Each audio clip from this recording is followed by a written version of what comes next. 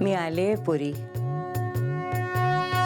तिकडे बघून मी आली आहे पोरी म्हणून काय सांगताय? मीच आणलंय तुम्हाला इथे, कळलं का?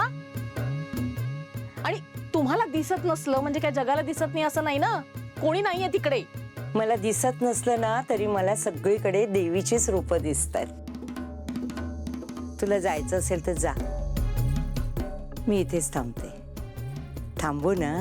थांबा की, मला काय करायचंय? दिवसभर थांबा. पण परत मी तुम्हाला इथे न्यायला येणार नाही, आधीच सांगते. मग या स्वतः धडपडत. मी इथे दिसत तर काहीच नाही.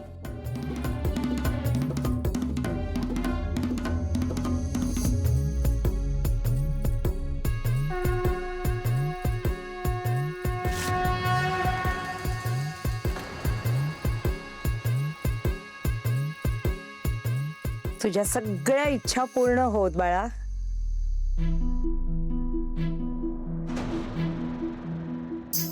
आजी, मला तुम्हालाच भेटायचं होतं आणि तुम्ही आलात.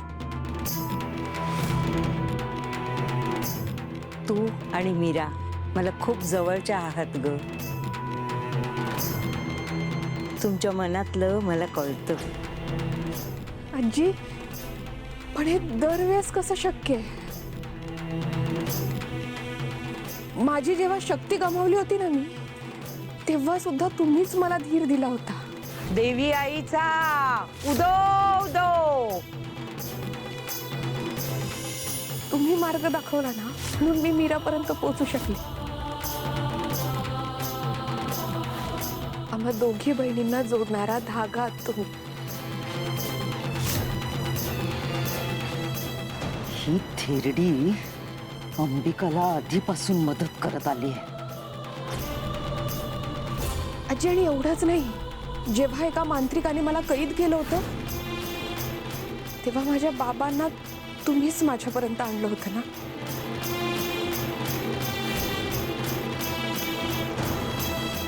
आणि माझंच नाही, जेव्हा मीरा पण संकटात असते तेव्हा सुद्धा तुम्हीच तिला बाहेर काढता. तुम्ही येता, कसं मला नाही माहिती, पण तुम्ही येता आणि सगळं नीट होतं.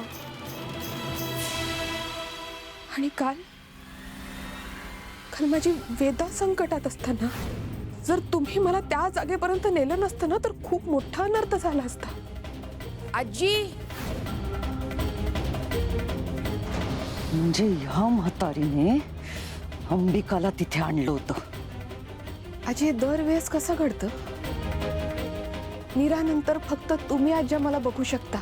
तुम्हाला दुसरं काही दिसत नाही, पण मी दिसते. आजी, हे काहीतरी दैवी आहे.